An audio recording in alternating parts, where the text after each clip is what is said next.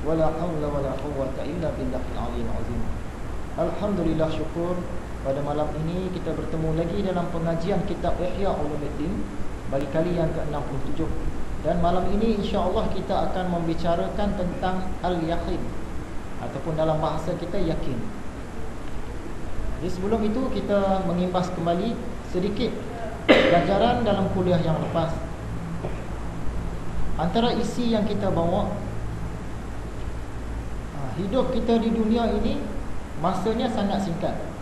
Dan pelajaran agama dia ada banyak juzuk-juzuk, ada banyak cabang-cabang dia. Oleh itu kita nak kuasai semua cabang-cabang ni mungkin tak cukup masa, tak cukup kudrat kita. Jadi kita hendaklah bijak memilih manakah pelajaran yang penting dan manakah pelajaran yang lebih penting. Kita bagi contoh, ada dua orang sahabat, dia naik sebuah kapal.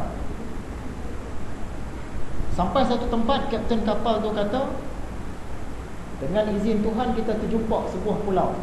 Pulau ini memang terkenal dengan batu-batu permata, berlian-berlian, zamrud-zamrud, baiduri-baiduri, jet-jet, manikam-manikam.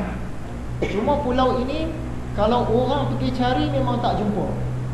Saja-saja cari tak jumpa. Kalau tak dicari dia menjelma. Nasib kita lah baik pada hari itu, kata kapten tu, pulau tu sekarang berada di depan kita. Jadi kita nak singgah ke pulau tu, kita nak ambil seberapa banyak batu-batu permata. Dekat tepi laut itu pun dah penuh dengan batu-batu permata dah. Cuma masa yang kita ada hanya 1 minit sahaja.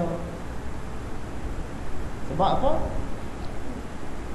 Di pulau itu dia ada binatang-binatang buas yang duduk di dalam hutan-hutan ni.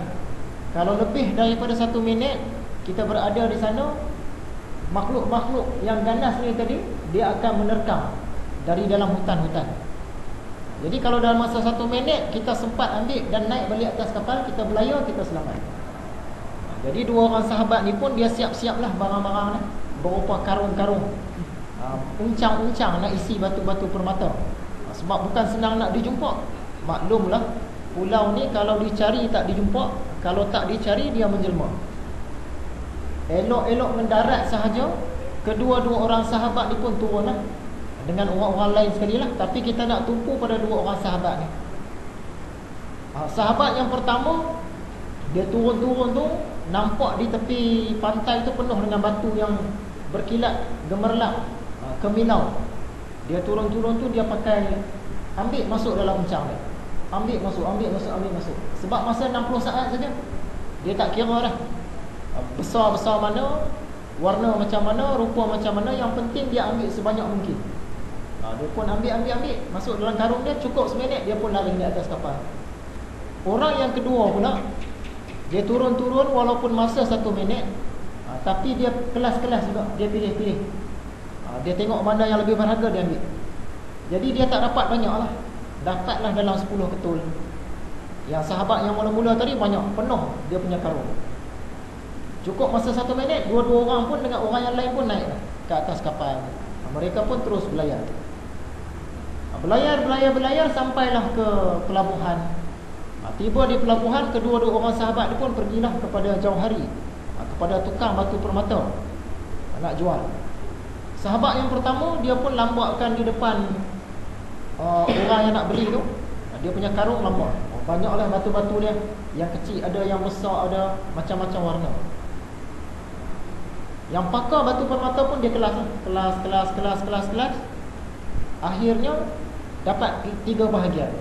Satu bahagian batu-batu permata yang mahal, satu bahagian lagi batu permata yang sederhana saja, satu bahagian lagi batu-batu yang tak ada nilai. Walaupun dia tu berkilat, tapi dia batu-batu biasa saja. Kira-kira semua dapatlah RM100,000. Seronoklah sahabat kita yang pertama.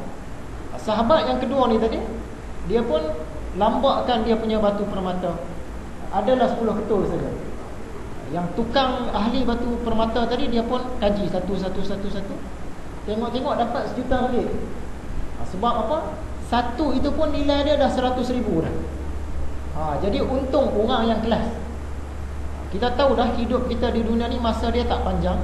Mungkin 60 tahun, mungkin 70 tahun. Kalau panjang sikit mungkin 80 tahun. Dalam masa 80 tahun ini, kita nak tumpu semua bidang ilmu agama tak boleh dapat. Sebab tu Imam Ghazali dia sarankan kita ambil mana yang lebih penting. Yang penting-penting banyak, tapi kita kena usaha yang lebih penting. Macamlah dua orang sahabat tadi. Masa mereka 1 minit tu seumpama umur kita di dunia lah. Masing-masing ada seorang-seorang 1 minit. Tapi sahabat yang pertama, dia kira ambil semua. Dia belajar semua. Semua pun dia nak tumpu. Akhirnya nanti bila dibawa ke hadapan Tuhan, dalam banyak-banyak benda yang dia tumpu tu, ada yang kurang penting, ada yang tak penting langsung. Yang penting-penting tu ada sikit saja. Jadi dia rugi sikit lah. Secara keseluruhannya memanglah untung, sebab dia masih bawa untuk permata. Tapi nak dibanding dengan kawan yang nombor 2 tadi, dia bawa tu semua yang bernilai. Masa sama juga 1 minit, tapi dia kelas. Jadi orang yang pilih-pilih pelajaran agama mana yang lebih penting, di hari akhirat dia akan dapat keuntungan. Kemudian perkara kedua yang kita sentuh, pertemuan seorang wali Allah dengan iblis. Wali Allah ni dia istiqamah lah amalan dia. Sampaikan satu hari dia teringin sangat nak jumpa dengan iblis. Dia pun memohon kepada Tuhan. Entah macam mana, satu ketika datang seorang orang tua dekat dia. Dia pun tanya, "Encik ni nak apa?" Kata orang tua tu, "Akulah orang yang engkau maksudkan."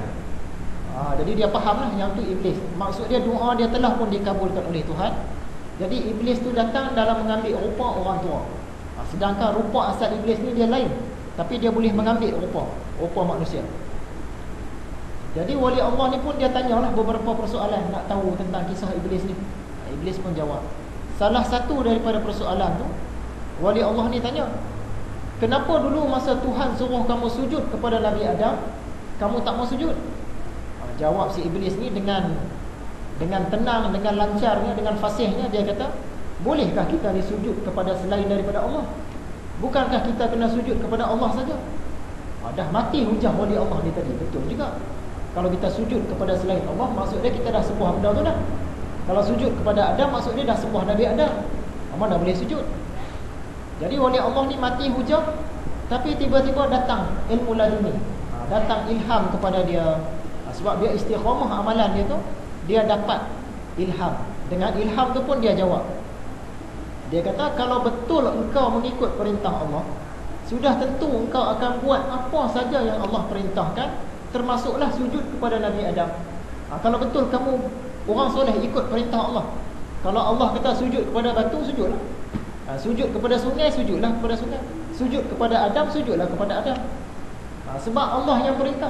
Jadi sekarang salah kamu lah, sebab kamu tak ikut perintah Allah. Mati pula hujah iblis itu tadi.